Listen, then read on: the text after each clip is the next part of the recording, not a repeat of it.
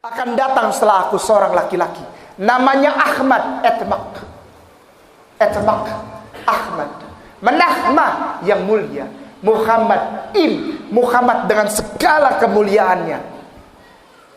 Dia akan menginsafkan bumi, menaikkan derajatmu, bikhota hasta, menaikkan derajatmu, bi Allah, karena dia adalah Nabi Allah. Yohanes pasal 16 ayat 13. Saya stop panggil Yesus Tuhan dan saya cari tahu tentang Rasulullah, bukan dari buku-buku Islam tapi dari Bible lagi. Ketemu lagi hifkom mematakim hekul Muhammadin zeduri vezekhi benuak Yerusalem.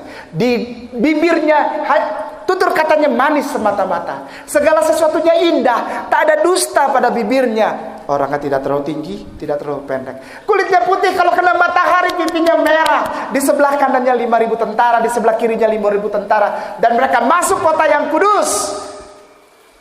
Rambutnya seperti air laut di Syam el-Sik. Dialah Muhammad Muhammad dengan segala kemuliaannya. Dan dia adalah penguasa Yerusalem baru. Hai putri-putri Yerusalem.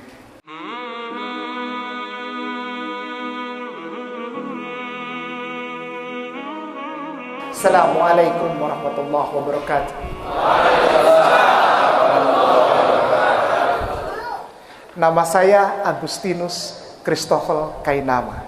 Wah, ini langsung pada bilang Ustaz Tony ternyata salah undang. Namanya Agustinus, ini bahaya ini. Sekali lagi saya tidak pernah malu pakai nama ini. Walaupun banyak sekali yang tidak senang ketika saya menggunakan nama ini. Dan saya setelah saya ada berita saya mau masuk Solo dan masuk Surabaya kemarin, makin keras lagi orang memberikan tanggapan bahwa Kainama yang ini nih, Agustinus Christopher Kainama adalah penipu, pembohong. Hai umat muslim, ada yang tulis begitu. Saya dibacakan tapi saya tidak baca sendiri. Saya dibacakan katanya umat muslim sedang ditipu oleh seorang laki-laki yang mengaku dirinya pendeta, bahwa dia bohong, dia tidak pernah jadi pendeta, tidak pernah disekolahkan dan segala macam. Tapi di ujung kalimat itu ada pernyataan begini, Bung, sudahlah. Berarti dia kenal saya gitu. Karena cuma orang Ambon yang tahu yang biasa dipanggil Bung. Karena saya orang dari Ambon, dari Maluku. Maka saya biasa dipanggil Bung. Saya bilang tidak ada orang yang panggil saya Bung kecuali orang yang mengenal saya.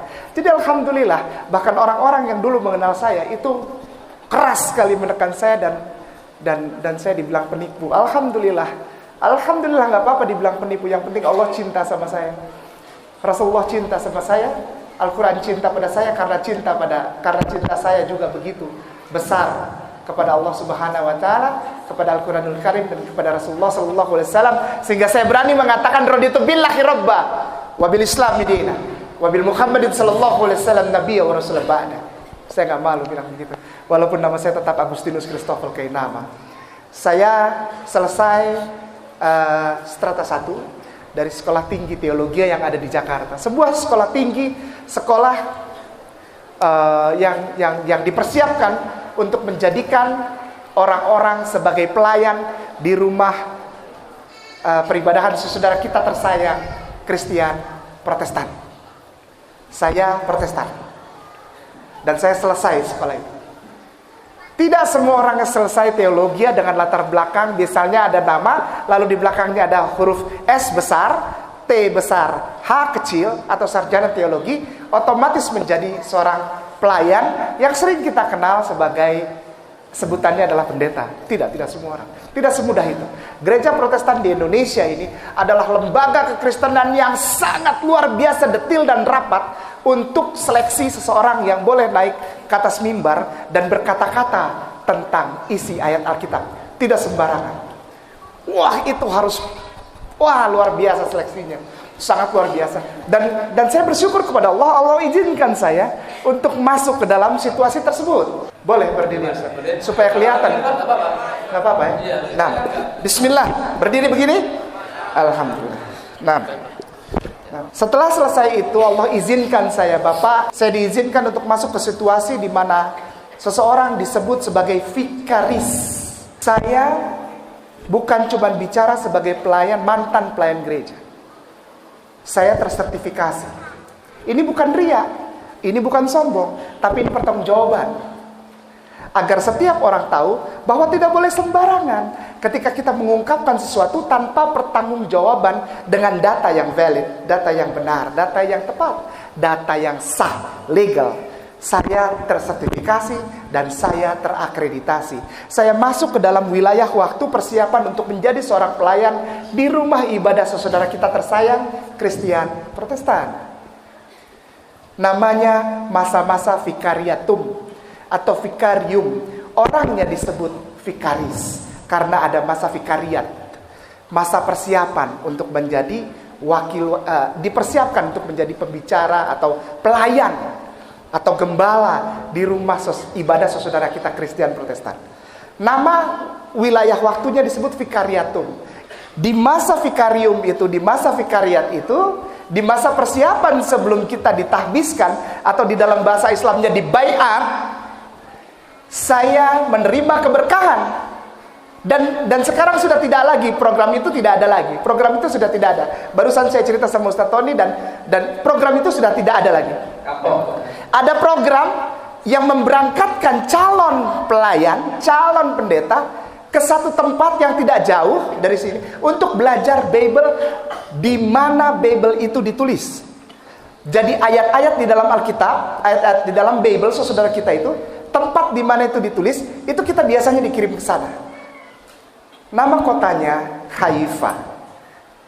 Tidak jauh, hanya 1 jam perjalanan dari Tel Aviv. 1 jam 5 menit lah. 1 jam 5 menit atau 1 jam 10 menit dari Tel Aviv. Indonesia tidak punya hubungan diplomatik dengan Israel. Jadi kita masuk lewat Jordan. Queen Alia, kita turun di sana lalu beberapa hari di seputaran Jordan situ, lalu kita nyebrang ke Allenby. Di Allenby ada jembatan, ada King Hussein Road situ, King Hussein Bridge. Biasanya tas dibuka-buka, lalu paspor dilihat dan diperiksa-periksa gitu oleh tentara Israel. Lalu kita masuk Tel Aviv. Biasanya kita mampir dulu di Petra, itu biasalah. Lalu kita nyebrang sungai Yordan, lalu kita ke Tel Aviv. Dari Tel Aviv baru Haifa, melewati jalan tol yang namanya jalan tol Yitzhak Rabin. Saya belajar di sana. Dari Haifa ke Tel Aviv itu mungkin 1 jam 10 menit atau 1 jam 5 menit. Mungkin ada dari antum, saudaraku, para ustadku di sini yang sudah sampai di Aqsa. Anda tahu pasti kalau sampai di Aqsa pasti Anda diajak ke Haifa untuk lihat itu kota pelabuhan, kota pinggir perairan, laut Mediterranean. Itu enak kok suasananya di situ ya. Dari Yerusalem 2 jam 15 menit, 2 jam 20 menit. Jadi saya belajar bolak-balik. Dari Haifa Yerusalem, Haifa Yerusalem. Dan ini dibayari, bukan gratis. Ini ada yang bayar, ada yang sponsor. Selesai di sana pulang. Nah ini susunannya. Selesai dari sana pertama, dari Haifa pertama, saya pulang ke Indonesia lalu saya ditahbiskan. Diangkat, disahkan untuk menjadi pelayan di rumah Tuhan.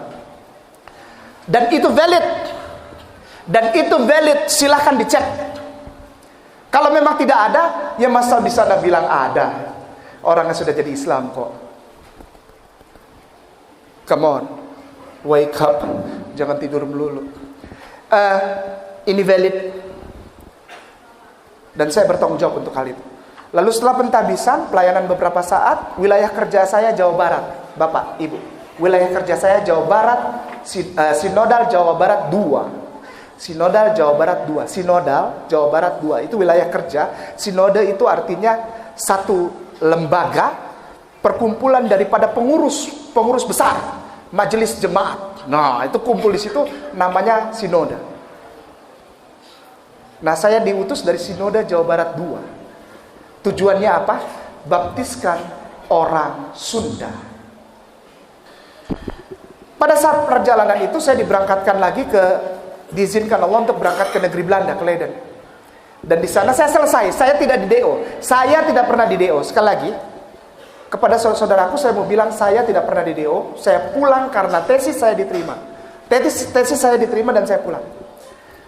Sebagai seseorang yang telah selesai pasca sarjana setingkat strata 2 dengan gelar pulang ke Indonesia Master Teologi Liturgia.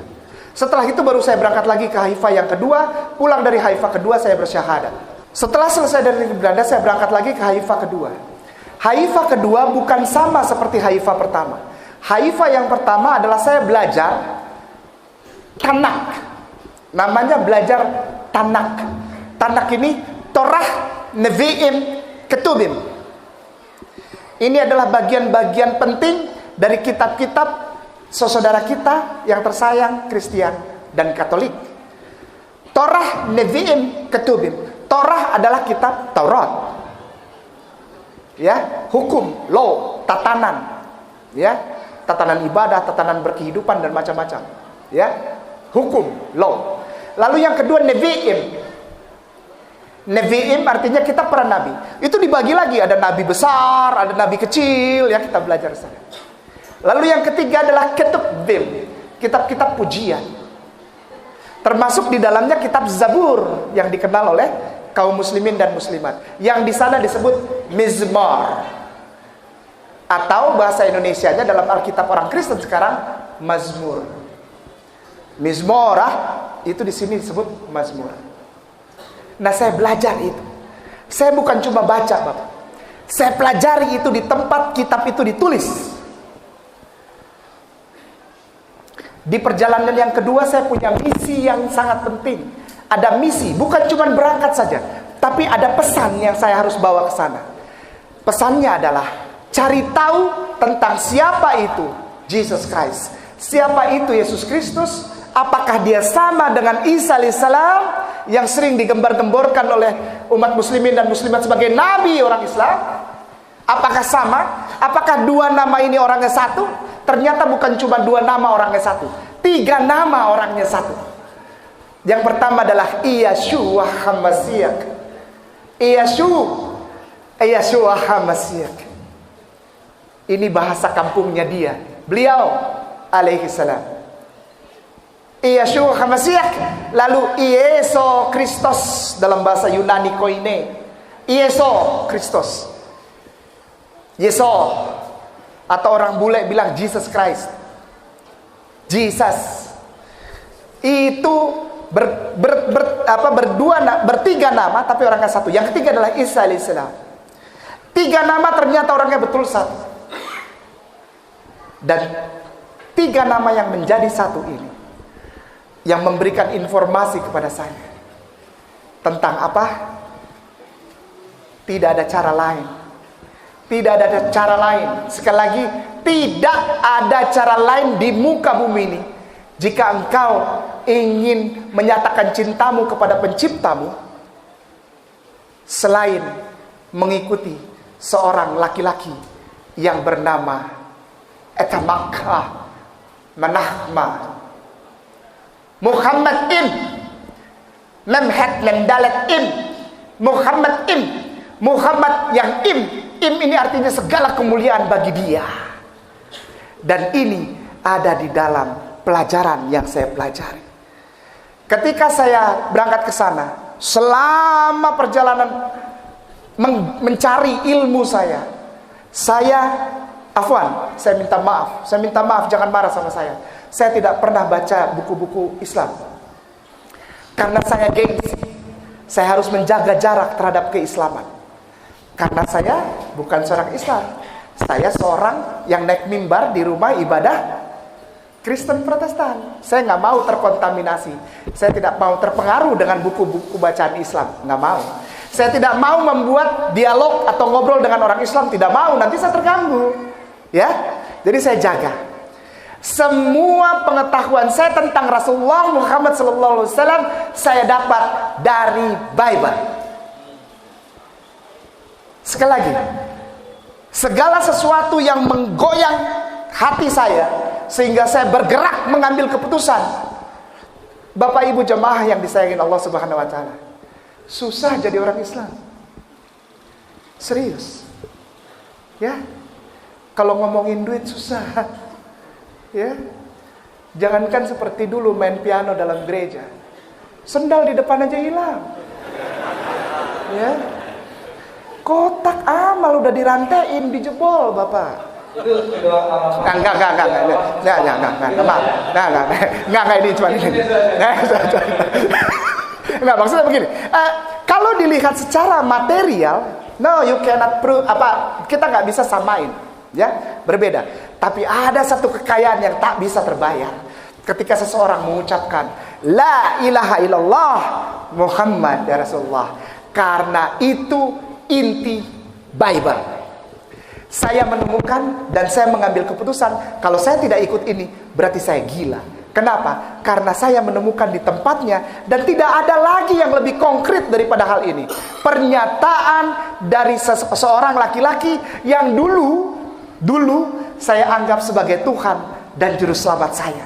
Namanya Yeshua HaMashiach. Sampai sekarang aku masih cinta dia. Sampai sekarang aku masih mengasihi dia. Sampai sekarang nama itu masih jadi nama yang baik di dalam hatiku. Caranya gimana? Ketika aku mencintai Rasulullah Muhammad SAW, maka aku sudah otomatis mencintai laki-laki yang namanya Yeshua HaMashiach atau Jesus Christ atau Isa alaihissalam. Ketika aku mengucapkan Allahumma sholli ala Sayyidina Muhammad, maka nama itu sudah termasuk di dalamnya. Saya mencintai Isa lebih daripada sekedar jadi Kristen. Karena apa? Karena Isa, Jesus Christ, yang dulu saya kenal sebagai Tuhan Juru Selamat penebus dosa saya.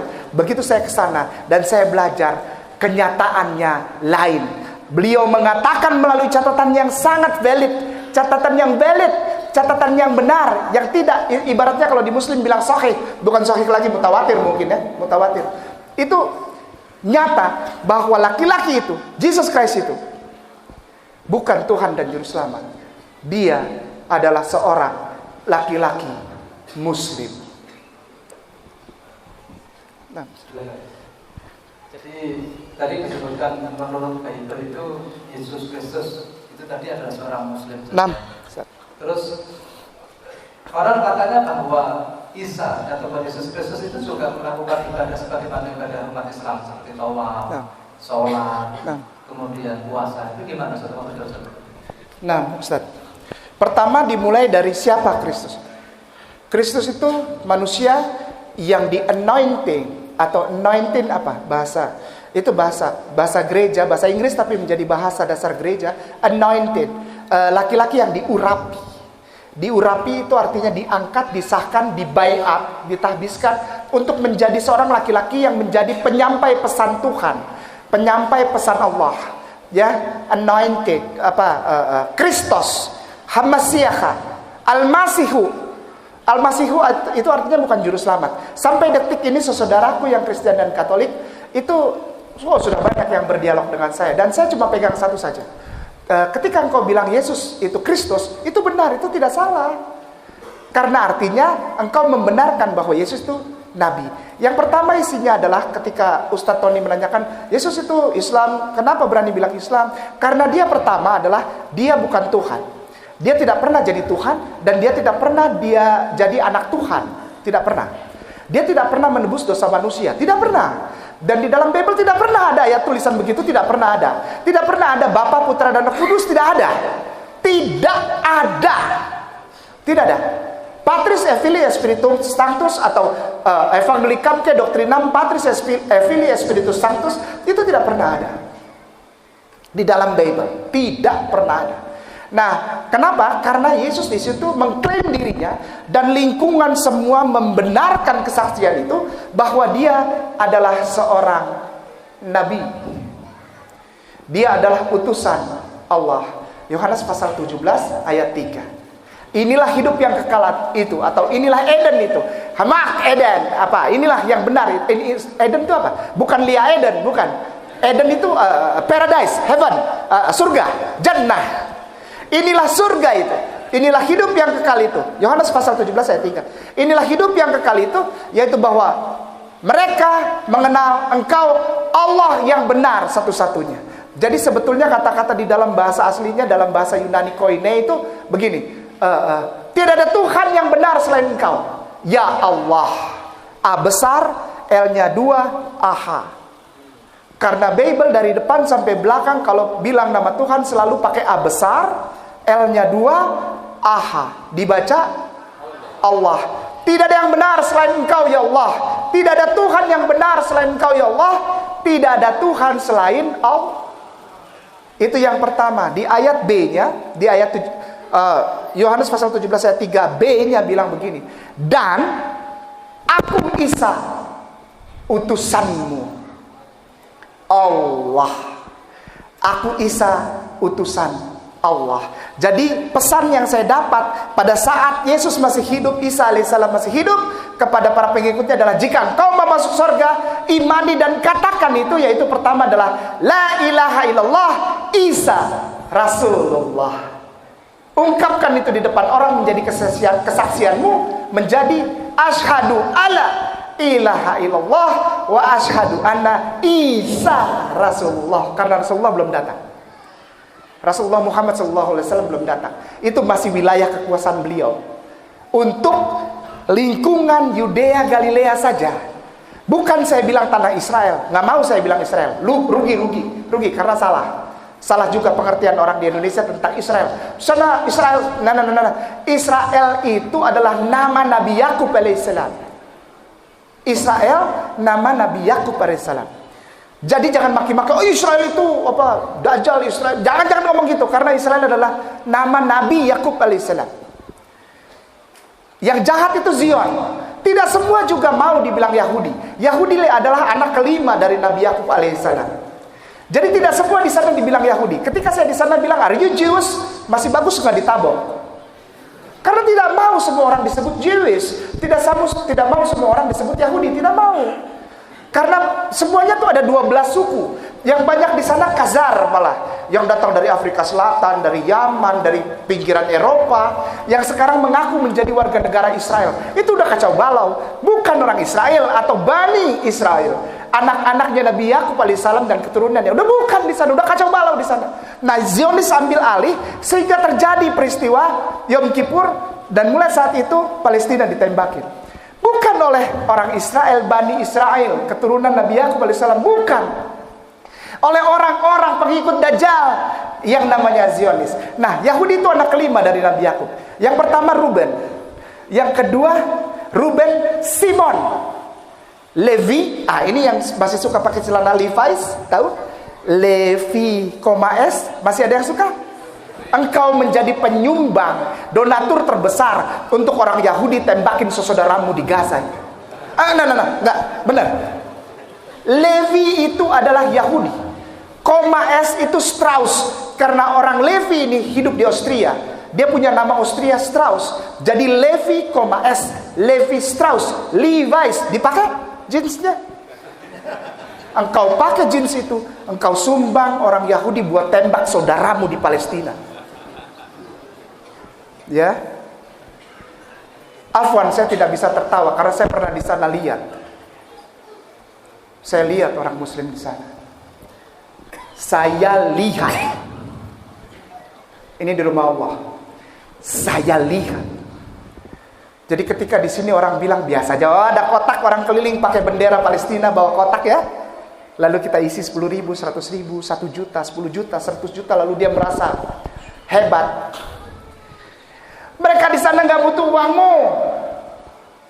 Mereka butuh kesatuan suara umat Islam, ukhuwah Islamiyah yang ada di Indonesia untuk memberi power kepada pemerintahannya. Bilang di PBB, tanah Yudea Galilea bukan punya orang Israel, itu punya orang Palestina. Sebut tanahnya Palestina, jangan bilang Israel. Palestina. Mereka nggak butuh duit kita, malu kita. Kembali lagi. Yesus mengajarkan tentang satu hal yang sangat penting buat saya, sehingga saya mengikuti dia untuk jatuh cinta kepada seorang laki-laki yang namanya Muhammad SAW. Yesus mengajarkan syahadat. Kedua, Yesus mengutamakan pengajarannya, sekali lagi, menjadikan pengajaran utamanya adalah ayat pertama dari surat Al-Ikhlas. Yesus menjadikan inti pengajarannya itu adalah ayat pertama dari surat Al-Ikhlas. Contoh Markus pasal 12 ayat 29. Kita punya Bapak Arsono di belakang sana yang sudah hafal ayat ini. Insyaallah, Pak Kiai. Bunyinya begini. Vayomer Yeshua HaMashiach. Vayomer, berkatalah Yesus ini. Shema Yisrael Adonai Eloheinu Adonai Echad.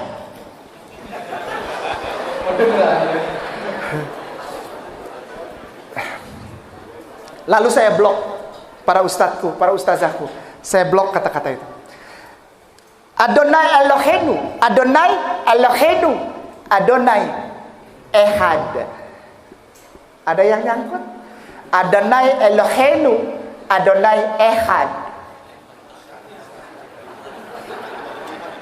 Ba'at Medavir de Ivrit and Medavir de Ivrit. Jadi buat Anda yang sudah biasa dengar bahasa Hebrew, saya akan mengungkapkannya pelan-pelan dalam bahasa Hebrew. Maka itu kalau ngobrol sama ada orang yang dari saudara kita saudara-saudaraku tersayang itu di Kristen atau Katolik yang ngajak saya ngobrol tentang Bible, dia bilang tukang bohong, kamu nggak pernah disekolahin. Saya cuma duduk lalu saya bilang, at Medavir Ivrit. Apa? Sorry. Bukan kelasnya. Enggak, ini bukan ria, bukan. Soalnya saya mau syuting. Saya bilang, aduh maaf, gak ada waktu, sibuk syuting. Syuting apa? Kejar angkot. Bukan kejar tayang. Ngejar-ngejar ojek, saya. Ngejar angkot. Vayomer Yeshua HaMashiach. Berkatalah dia laki-laki itu, Yeshua HaMashiach. Shema Yisrael. Adonai Eloheinu, Adonai Ehad. Katakanlah ya Israel olehmu, karena Tuhanmu mendengarkan. Dan dengarkanlah ini hati-hati katanya. Kul hu Allahu Ahad. Dan ayat ini berulang 84 kali di dalam Bible. Menjadi pengajaran inti 84 kali. Di dalam bahasa Hebrew, bahasa Aramaik Syriak, dan terakhir bahasa Yunani Koine yang digunakan sebagai bahasa orang. Saudara kita bilang gospel atau Injil perjanjian baru katanya. Berarti ada perjanjian yang lama. Kalau ada perjanjian baru, perjanjian lama. Kalau perjanjian lama berarti udah kadaluarsa, udah nggak dipakai lagi. Sekarang aja yang kadaluarsa isinya cacing itu ikan, makarel. Astagfirullahaladzim. Kayak iklan. Jadi kalau udah kadaluarsa, takut-takut di dalamnya ada cacing, nggak boleh dipakai lagi, ya. Kul huwallahu ahad adalah ajaran intinya. Tauhid adalah ajaran inti Bible. Tidak ada yang lain. Tidak ada yang lain. Lo Adonai Eloheinu Elohecha Hefarim Alpanai. Wah, ini udah mulai tambah sulit lagi. Enggak ya, biasa aja ya, biasa aja. Jangan ada padamu ilah lain di hadapanku untuk engkau sembah. Lo Adonai Elohecha Hefarim Alpanai. Tauhid Allah nama Tuhannya. Cara sembahnya gimana? Kitab Keluaran pasal 3 ayat 5. Tolong sebelum masuk kau lepas dulu alas kakimu. Lepas dulu alas kaki. Kitab Keluaran pasal 3 ayat 5. Tolong lepas dulu alas kakimu. Ya, karena ini rumah Tuhanmu, kau hormat. Rumah RT aja kau mau bikin KTP kau buka sendal. Lalu berwudu. Berwudu, serius, berwudu. Kalau engkau tidak berwudu, engkau mau masuk rumah ibadah tanpa berwudu, sekali lagi, apabila engkau tidak berwudu, kalau engkau masuk rumah ibadah, engkau mati. Keluaran 30 ayatnya yang ke-20. Wudu. Setelah itu dilihat, seorang laki-laki melihat dirinya sendiri. Kalau dia akil balik, apakah dia bersunat atau tidak? Kulit katanya dikerat. Dia sudah melakukan itu belum? Kulit katanya dikerat. Di dalam kitabnya saudara kita ini, Kristen dan Katolik yang tersayang ini, sunat itu buat mereka bukan masalah kebersihan, Pak. Bukan masalah kesehatan, bukan. Sunat buat mereka itu sangat penting. Karena apa? Karena itu perjanjian yang kekal. Kalau mau bersih, beli obat, beli sabun antiseptik yang paling mahal, engkau bersih. Mau sehat, pergi ke dokter Adi di Cawang, di Jakarta, dokter kelamin dan kulit itu. Mahal memang, tapi gak apa-apa. Engkau sehat. Benar gak? Ini bukan masalah itu. Ini masalah perjanjian laki-laki dengan penciptanya, Allah Subhanahu wa Ta'ala. Dikerat kulit katanya. Jika ada orang yang tidak dikerat laki-laki ini yang sudah balik, tidak dikerat kulit katanya, menurut Bible itu harus really, betul. Bukan saya yang ngomong. Bible lebih keras masalah sunat. Sudah lihat? Saya laki-laki, sudah buka alas kaki, sudah wudhu, sudah disunat, mau masuk. Oke. Perempuan, sudah buka alas kaki, berwudhu, lihat, aku berhijab atau tidak. Kitab Kejadian pasal 26 ayat 35, Kitab Imamat Bilangan Ulangan, lalu 1 Korintus 11 ayat 6. Bingung kan? Banyak. Sengaja. Nanti dia pintar, saya nggak dipanggil lagi. Jika ada perempuan yang sudah akil balik dan dia tidak mau berhijab, hijab, ya, jilbab cuma sepotong bapak, hijab dari atas sampai bawah, panjang kainnya dia. Jadi dari ujung sampai ujung. Nanti saya cerita kenapa itu begitu.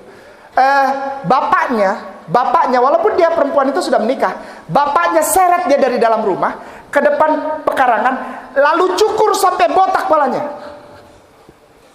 Lalu diberi luka 4 garis di sini, lalu diusir dari rumah itu dan dari kampung itu, karena dia telah menghina tahta Bapa di sorga.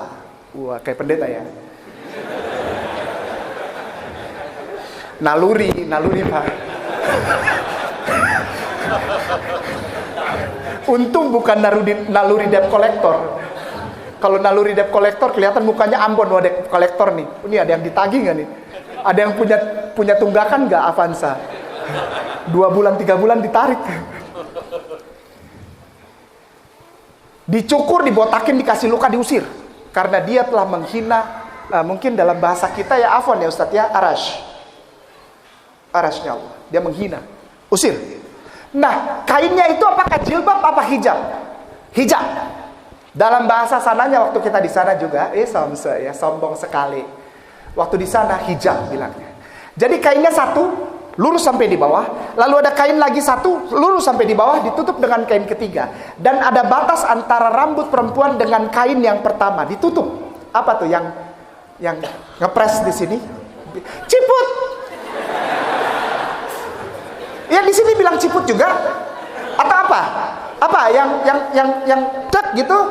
Apa namanya ibu-ibu? Maaf, afwan. Ciput bener ya? Ya, bukan seafood ya. Iya ya. Wanita, perhatikan, maaf Bapak-bapak, ibu-ibu yang disayangin Allah Subhanahu wa taala. Maaf ya, saya tanya sedikit ya. Pernah nggak ngelihat patung Bunda Maria? Pernah? Maaf ya. Dia pakai kain yang dari atas sampai bawah jatuh. Satu warnanya putih. Lalu ada satu lagi warnanya putih. Lalu yang terakhir biasanya biru. Ya, kalau kita lewat rumah ibadah saudara kita tuh, ya, Bunda Maria, maminya Yesus, itu, ya mami lah. Apa dong? Bunda. Umi. Iya, Umi. Itu satu dari atas sampai bawah. Lalu satu lagi dari atas sampai bawah. Lalu ada yang ketiga biru biasanya warnanya. Ya, biru. Nah, kita lihat di patung saja. Patung itu digambarkan paling tidak mendekati dengan aslinya. Jadi ada garis di jidatnya. Artinya Bunda Maria pakai ciput.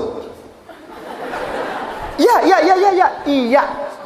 Di tempatnya sana semua pakai ciput. Serius, bukan bohong. Ada yang diginin aja kainnya. Itu kos. Itu bukan orang yang ortodoks, bukan orang yang mempercayai dan menjalani Torah. Itu ada perempuan kalau cuma kudung saja itu kos, ortodoks. Itu bukan orang yang jalani Taurat Yahudi, totok, bukan. Doa yang paling mulia di saudara kita umat Katolik disebut dengan doa rosario. Jadi biasanya mereka baca doa sambil seperti tasbih tapi ujungnya salib. Pernah lihat? Namanya rosario. Dia ulang doa itu. Doanya bunyinya begini.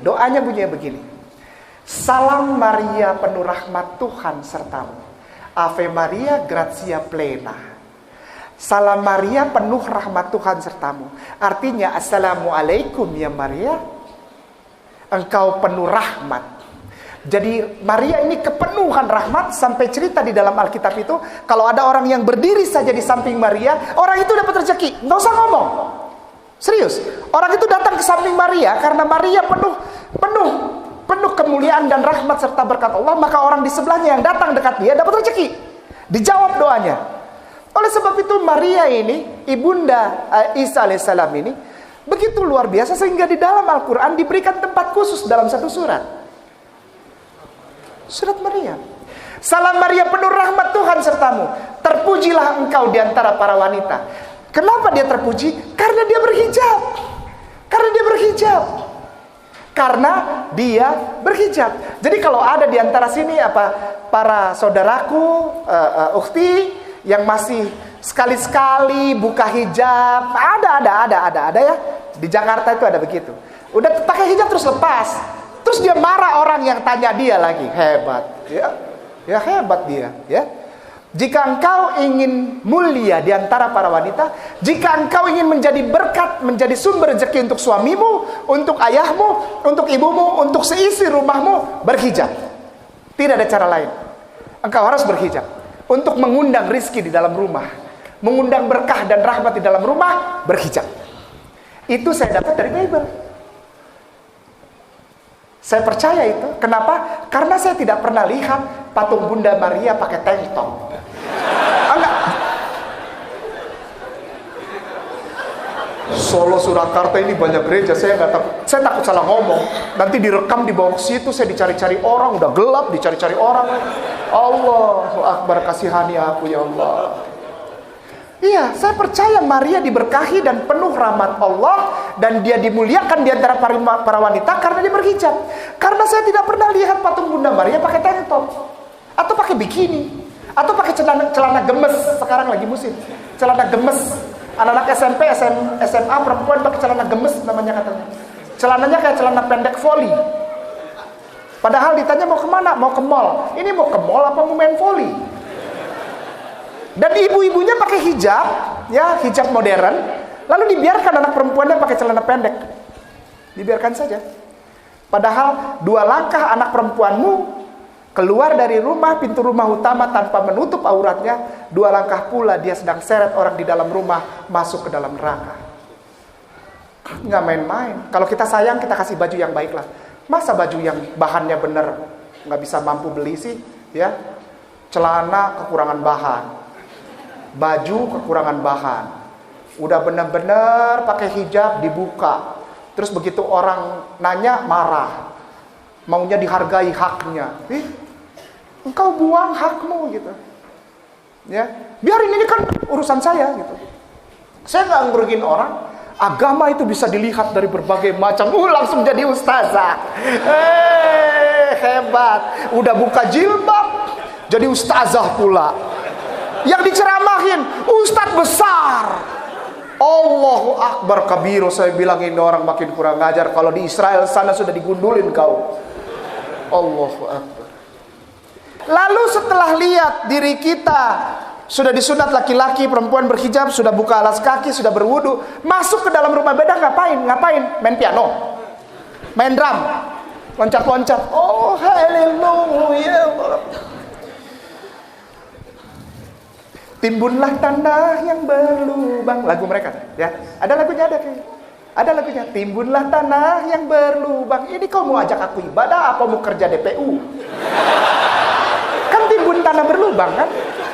Jangan salahkan saya, bukan penghinaan. Ini saya tanya ya. Ada lagu-lagu pujian yang luar biasa, dan shout to the Lord on the earth, let us pray, sampai loncat-loncat itu pemain bass. Ini mau konser pemuh ibadah. Apakah ada di dalam Bible? Tidak ada. Di dalam Bible, setelah engkau lihat, engkau buka alas kaki, engkau berwudu, engkau lihat engkau telah disunat atau tidak laki-laki, perempuan berhijab atau tidak, maka ketika engkau masuk, engkau melakukan apa? Engkau melakukan sholat. Namanya selotah. Sholat. Hilal qiyam, hilal tahillah, hilal proskueno. Sujud dengan muka, jidat dan hidung kena tanah. Di dalam Nehemia 8 ayat 6, sholat dengan gerakannya, walaupun belum sempurna, karena Rasulullah belum menyempurnakan itu. Ada itu, kenapa harus ada itu? Supaya nanti disempurnakan sama Rasulullah. Nehemia 8 ayat 6, sholat. Afwan Ustadz boleh Praktekan. Enggak, maksudnya pegangin mic. Okay. Saya jadi nggak enak sudah. Ini soalnya guruku ini, saya takut dosa. Ya, yang pertama namanya Hilal, artinya menyebutkan nama Tuhan lebih keras dari sebelumnya. Ya ilahi, ya ilahi, ya ilahi. biasanya gitu. Dia bukan begini, tapi gini. Karena belum ada aturan dari Rasulullah. Jadi dia begini. Namanya hilal. Hilal ini menyebutkan nama Tuhan lebih keras dari sebelumnya. Ya, kalau di kita bilang takbiratul ihram. Allahu Akbar. Nah, di dalam Nehemia itu disebutkan Allahu Akbar. Allah yang maha besar. Jadi kalau ada yang bisa buka Nehemia ayat pasal 8 ayat 6, di situ turutannya jelas. Bahwa Ezra menjadi imam dengan hilal, lalu di belakang nyaut amin. Lagi sholat jamaah. Setelah hilal dia qiyam. Qiyam artinya sama, berdiri. Qiyam, berdiri. Karena kita punya qiyamul lail, berdiri tengah malam. Ya, berdiri. Tapi dia belum. Dia begini. Sampai sekarang dia begini. Jadi hilal qiyam. Tapi ada juga saudara-saudara kita yang sholat di atas di dada. Ya, dia cuman begini. Jadi tapak tangannya begini, tangan dia kanan di atas. Ini namanya qiyam. Setelah qiyam hilal lagi, lalu setelah hilal tahillah. Ruku. Tahillah. Setelah tahillah hilal lagi, lalu proskueno. Dengan proskueno ini artinya menyentuh tanah dengan jidat dan hidung, tapi diberi tempat, Ustaz. Afwan, karena mereka hidungnya terlalu mancung. Orang Yahudi itu hidungnya mancung sampai bengkok. Iya, makanya itu kita waktu di sana panggil mereka hidung bengkok. Orang hidungnya mancung banget sampai bengkok gitu tuh, ya. Ya Jewish itu ya. Tandanya tuh di hidung yang gitu tuh, ada bengkoknya ya. Jadi biasanya mereka taruh tangannya begini, Ustaz. Afwan. Ya, ini untuk imam. Kalau untuk yang umat biasa dia tutup. Nah, jadi dia taruh di sini, lalu ini dan ininya kena tanah. Ya, jadi gini tapi ini semua kena tanah. Gitu. Kayak segitiga. Lalu bangun lagi, hilal, habis hitungan satunya di tahillah. Habis dia. Kalau kita nah, jadi satu rakaat itu kan biasanya kita sujud, duduk di antara dua sujud, berdiri, habis. Satu hitungannya tuh. Kalau dia belum, sujud, duduk, sujud, berdiri, lalu tahillah begini. Itu baru habis. Ini habis. Ya, dan mereka biasanya habis sudah. Kalau udah satu rakaat sudah. Kalau ada yang mau 2 rakaat atau 3 rakaat, mereka harus keluar lagi, Ustaz. Wudu lagi. Maka itu nggak ada yang mau sholat 2 rakaat atau 3 rakaat, 4 rakaat, capek wudu lagi. Ya dia harus ulang lagi. Dia harus keluar lagi. Dia harus keluar, dia masuk lagi, satu lagi. Kalau mau lanjut lagi, keluar lagi. Maka itu mereka biasanya hanya melakukan satu saja sampai dia hilang lagi udah selesai. Nah itu sholat. Setelah sholat apa? Jaga perutmu. Jangan bibir dan lidahmu, mulutmu terkena makanan haram. Apa? Babi, daging babi. Kitab Ulangan pasal 14 ayat 8. Babi haram, guguk haram, kelelawar haram. Ada semua di situ. Ada. Lalu terusnya, bibir dan lidahmu tidak boleh terkena anggur, atau engkau akan mati di dalam rumah Tuhan. Imamat pasal 10. Imamat kitabnya namanya Imamat. Imamat pasal 10 ayat 9 sampai 10. Ya, itu tidak boleh minum anggur. Sekarang ini anggur dimasukkan ke dalam gereja menjadi sakramen. Sakra itu kudus, men itu momentum, artinya ibadah perjamuan kudus. Padahal sudah dilarang, nggak boleh minum anggur. Ya, udah, sholat udah, zakat 2,5%.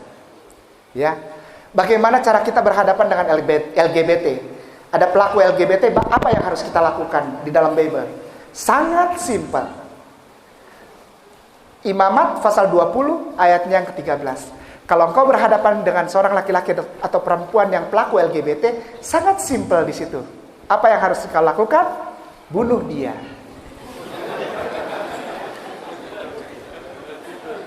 Ya, bunuh aja. Repot ngurusin begitu, karena kalau diajak ngobrol panjang. Bible bilang udah bunuh aja. Gampang. Ya. Lalu tawaf Mekah, Ka'bah, Mazmur pasal 84 ayatnya yang ke-6 ke-7 tentang tawaf di rindu Baitullah, rindu Ka'bah. Mazmur 84 ayat yang ke-6 dan ke-7. Yang terakhir, tidak boleh ada Tuhan lain yang menyaingi kedudukan yang sama dengan Allah. Tidak boleh. Walaupun itu Isa sendiri. Isa memberikan statement gong ini. Afwan Ustaz, ini gongnya nih. Mungkin ada saudara kita Kristen di lingkungan ini, saya mohon maaf, tapi silahkan buka Bible Anda. Karena sampai detik ini masih ditranslate, masih diterjemahkan. Alhamdulillah masih ada yang mau terjemahkan dan ayat itu belum dibuang. Ayat itu belum dibuang insya Allah. Jadi kalau antum semua saudaraku yang sangat aku sayangi dan aku hormati, ada di lingkungan ini yang Kristen, bawa Bible, buka. Ya, lihat. Matius pasal 7 ayat 21. Matius pasal 7 ayat 21 sampai 23. Tapi intinya ada di ayat 21. Matius pasal 7 ayat 21. Bunyinya begini. Bukan orang yang berseru kepadaku Tuhan, Tuhan akan masuk kerajaan sorga. Artinya adalah, kalau ini kata Yesus, saya garis bawahi, ini kata Yesus, kalau kau panggil aku Tuhan, kau tidak masuk sorga. Kalau kita meninggal, roh kita keluar dari tubuh. Roh kita tidak diterima masuk sorga. Roh kita masuk mana? Tolong dijawab. Sepakat. Karena di sana cuma ada 2 tempat. Tidak ada tempat ketiga. Tidak ada halte. Sekarang memang lagi nunggu semua. Tapi ketika semua sudah ada yang namanya penimbangan dan sebagainya macam tentang dihisab dan sebagainya macam, lalu kita berkumpul dengan Nabi kita Rasulullah di tepi danau yang sangat mulia itu tidak ada lagi tempat yang lain selain 2 tempat itu. Yang pertama surga, yang kedua mungkin ada ibu-ibu yang doyan masak di sini, nggak apa-apa lah, aku di dapurnya asal di sorga nggak apa-apa. Nggak bisa ya. Sorga ya sorga. Ibu-ibu yang doyan masak di sini, di sana nggak disuruh masak. Ya, atau misalnya saya di tempat parkirnya aja. Enggak. Masuk kata Allah. Nikmati semua kebaikanku. Nikmati semua berkahku. Aku sayang dan cinta padamu ciptaanku. Nikmati jannah. Tidak ada yang ini. Jadi Yesus bilang, kalau kau panggil aku Tuhan, maaf, kau tidak masuk sorga. Artinya, jadi Yesus bilang, kalau kau berseru kepadaku, Tuhan Yesus, engkau masuk neraka. Saya tidak mau masuk neraka. Saya berhenti panggil dia Tuhan. Saya puji dan muliakan dia sebagaimana dia harus dipuji dan dimuliakan. Sebagai Nabi Allah, sebagai Rasulullah. Proper, ya. Jadi kita tepat gitu. Ya, proporsional. Memuji orang jangan berlebihan. Kalau dia lulusan SMA, bilang, tapi dia punya keahlian gitu. Jangan dia lulusan SMA dibilang, oh dia alsi filsafat, dia lulusan S3 filsafat. Nanti orang pada datang ke dia dan dia jadi bingung. Aku punya masalah psikologis. Kau berikan aku jalan keluar karena kau doktoral. Apaan itu, dokter apa? Jadi mempermalukan dia. Yesus tidak mau dirinya dipermalukan. Maka itu dia bilang, jangan pernah kau panggil aku Tuhan, karena engkau akan masuk neraka. Tapi orang Kristen kalau dibilang gini marah. Padahal saya bilang begini bukan menghina. Saya sayang sama mereka. Karena setiap hari Sabtu dan Minggu atau hari Rabu mereka bawa Bible-nya. Tapi mereka gak pernah tahu bahwa Yesusnya melarang mereka memanggil Yesusnya Tuhan. Ya, dilarang itu. Bible yang mereka bawa sebenarnya adalah preambul, mukadimah, kata-kata pembuka untuk kesempurnaan yang akan datang. Di dalam kitab Yohanes pasal 16 ayat 13. Di dalam kitab Yohanes pasal 16 ayat 13. Yesus bilang begini. Altit halon hefe menahma etmak Muhammadin bihotakhasta biyallah. Akan datang setelah aku seorang laki-laki. Namanya Ahmad etmak. Ahmad. Menahma yang mulia. Muhammad dengan segala kemuliaannya. Dia akan menginsafkan bumi, menaikkan derajatmu bikhotahasta, menaikkan derajatmu bi Allah, karena dia adalah Nabi Allah. Yohanes pasal 16 ayat 13. Saya stop panggil Yesus Tuhan dan saya cari tahu tentang Rasulullah, bukan dari buku-buku Islam tapi dari Bible lagi. Ketemu lagi hifkom mematakim hekul Muhammadin zeduri vezekhi benwak Yerusalem. Di bibirnya tutur katanya manis semata-mata, segala sesuatunya indah, tak ada dusta pada bibirnya. Orangnya tidak terlalu tinggi, tidak terlalu pendek. Kulitnya putih, kalau kena matahari pipinya merah. Di sebelah kanannya 5.000 tentara, di sebelah kirinya 5.000 tentara. Dan mereka masuk kota yang kudus. rambutnya seperti air laut di Syam el-Sik. Syam el-Sik itu tahu? Mesir tempat Musa menyeberang gitu. Musa alaihissalam menyeberang bersama Bani Israel. Syam el-Sik. Jadi tidak lurus, tidak juga keriting. Hadis membenarkan itu. Ya Ustaz ya, afwan. Dialah Muhammad dengan segala kemuliaannya, dan dia adalah penguasa Yerusalem baru. Hai putri-putri Yerusalem, hifkum matakim hakulla Muhammadim sedua di bezakhi benoak Yerusalem. Nah, tafadhol Ustaz.